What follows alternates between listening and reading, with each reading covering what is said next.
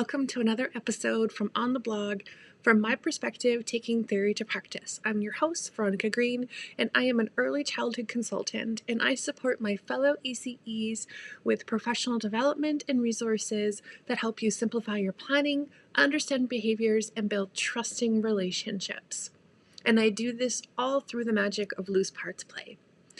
So, a lot of the time you might be hearing the words third teacher, and you might be wondering what that exactly is and why do we need to have to embrace that.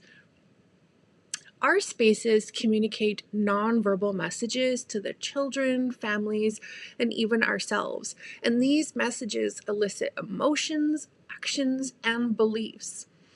And that these can indicate what we can and cannot do in our spaces. And each protagonist is going to interpret those differently. So by the end of this episode, you're going to believe that our environments are our co-teachers, and they're going to help you understand why we need to create these third teachers so that they can help you and work with you to nurture children's ideas, interests, and development. So what exactly is a third teacher?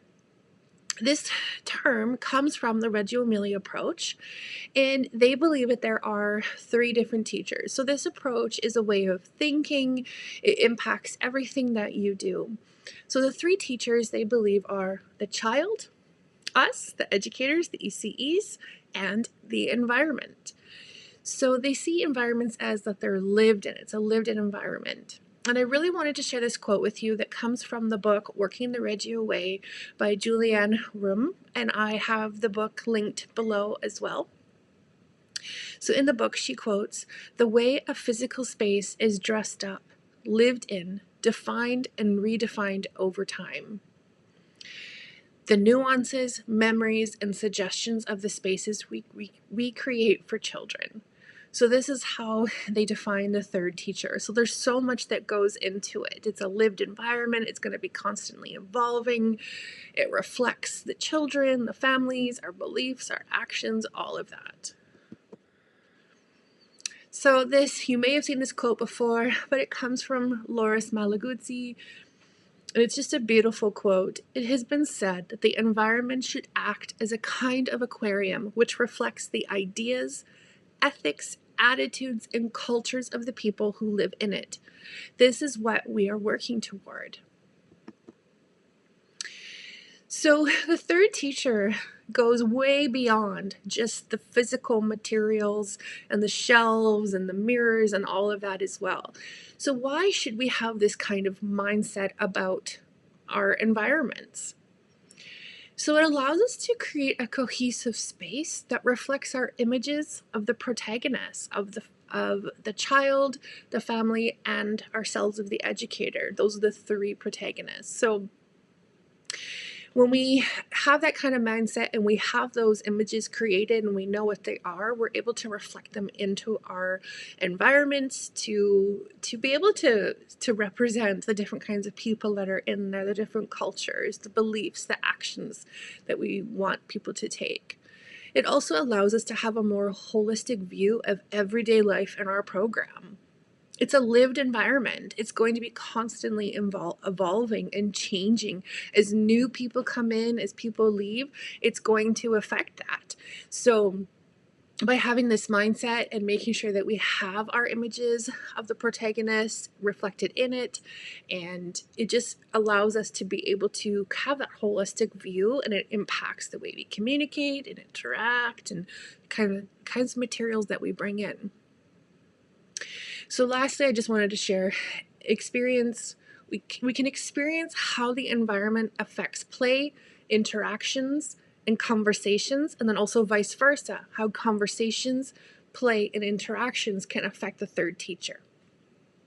Because the way that our environments are set up, those provoke questions, conversations, interactions, emotions, right? We talked about at the beginning.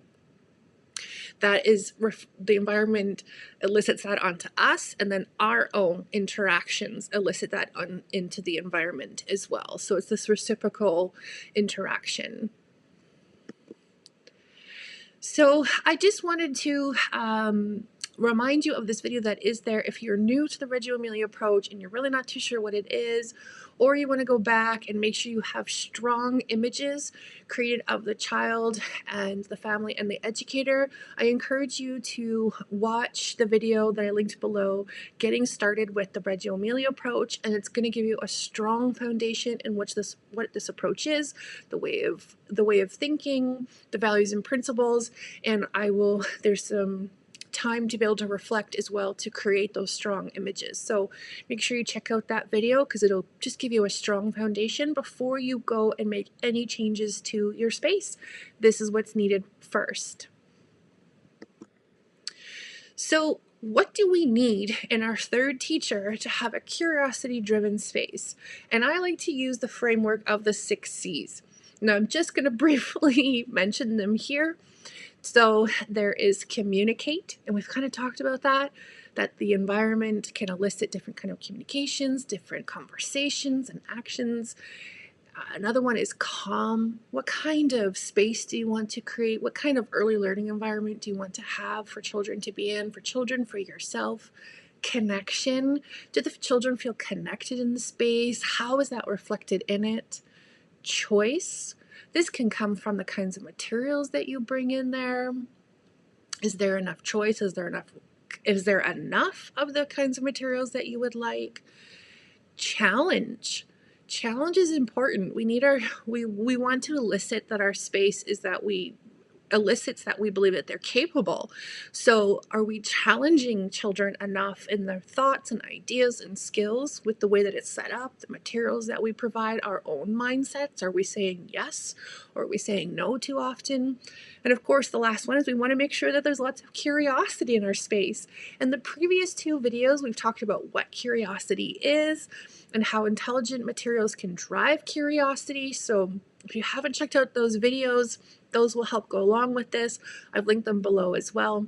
So those are the 6 C's that I use as a framework when I'm analyzing any indoor or outdoor space to see if I am having it communicate what I want to. Is there enough curiosity?